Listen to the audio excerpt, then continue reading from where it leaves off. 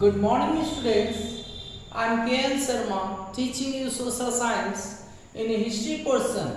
Students, we are studying the chapter number 1, the nationalism in Europe, part number 9.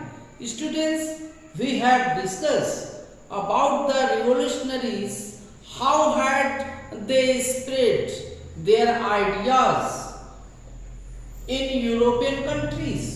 Today we will discuss about the who were Marian and Germania, and we will discuss its importance.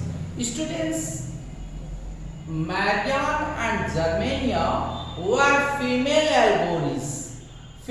allegories of France and Germany respectively. It means Marian from France and Germania from Germany. Before describing about Marian and Germania, students, I want to tell you about allegory. What is allegory?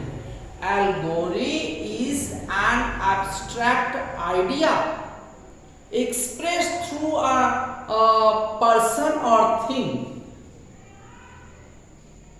This is called allegory.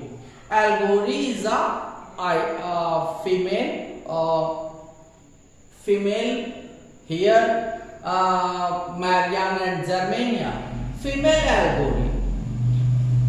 Allegory comes for greed, freedom, liberty, bravery, heroism. These are the ideas, abstract ideas come here. Students, in France, Marian's characteristics were drawn from those of liberty and republic.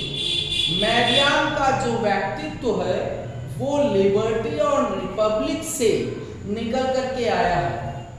And students, statue of Marian with red cap, the tricolor and the cockade were erected at public squares to remind the public of national symbol of unity.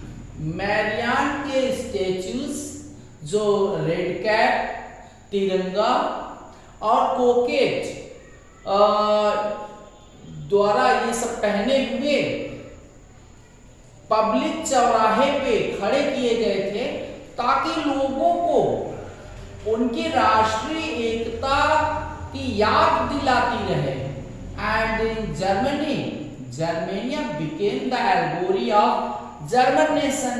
और Germany में Germania ये female allegory थी. In visual representations she shown wearing a crown of oak leaves as German oak stand for heroism. Students, ये Germania जो है okay पत्ती के crown को पहनती है, मतलब ताज पहनती है, और ओक लीव्स जो है वो हीरोइज्म या ब्रेवरी, बहादुरी, वीरता की प्रतीक मानी जा रही है. स्टूडेंट्स, ये थे Marianne and Germania, and we had discuss about its importance. Now students, we will discuss about the French revolution of 1830. आप लोगों ने 1789 के फ्रेंच रिवॉल्यूशन के विषय में स्टडी किया है.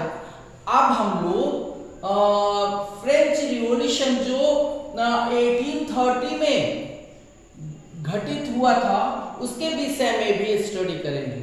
तो the first upheaval took place in France in July 1830. जुलाई 1830 में भी एक तख्ता पलट हुआ था. एक राजा को हटा के दूसरे राजा को बैठा दिया गया. तो ये भी एक जबरदस्त घटना हुई थी. the liberal revolutionaries overthrew the conservative Bourbon king Charles X and installed a constitutional monarchy there with Louis Philippe as its head. Students, हम लोगों ने पढ़ा था कि how had revolutionaries spread their ideas. उसमें हम लोगों ने डिस्कस किया था कि जो लिबरल रिवोल्यूशनरीज थे उन लोगों ने conservative Bourbon king Charles tenth को हटा करके लुइस फिलिप को सिंहासन पे बैठा दिया. The July revolution sparked an uprising in Brussels. और ये जो जुलाई रिवॉल्यूशन था इसने क्रांति की चिंगारी भड़का दी और जिससे बेल्जियम ब्रसेल्स जो बेल्जियम में था उसने जो है किंगडम ऑफ नीदरलैंड से वो टूट के अलग हो गया. और इस तरीके से क्रांति ने अपना जबरदस्त रूप धारण किया कि किंगडम ऑफ नीदरलैंड से बेल्जियम अलग हो गया. I hope you will have understood, students, this video. We will discuss it more about in our next lecture. Okay, thank you, students.